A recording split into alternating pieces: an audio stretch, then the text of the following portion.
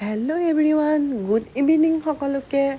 আজি বান্ধৱী কৰিস্মিতাৰ বিয়া খাবলৈ যাম বুলি ৰেডি হ'লোঁ আৰু অলপ বিশেষ ধৰণে ৰেডি হৈছোঁ দেই।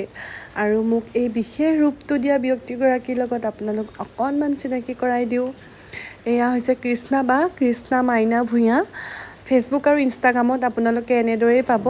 আপোনালোক কোনোবাই যদি আপোনালোকৰ বিশেষ দিনটোক আৰু অধিক বিশেষ কৰি তুলিব বিচাৰিছে তেন্তে আপোনালোকে কৃষ্ণা বাৰ লগত অতি সোনকালে যোগাযোগ কৰক। মই আপোনালোকক 100তকৈও অধিক শতাংশ গেৰাণ্টি দি ক'ব পাৰোঁ আপোনালোক কোনো কাৰণত নিৰাশ নহয়। আপোনালোকে চাব পাৰে কিমান এটা ধুনীয়া লুক দিছে, কেনেকুৱা গ্ল' আহিছে স্কিনৰ।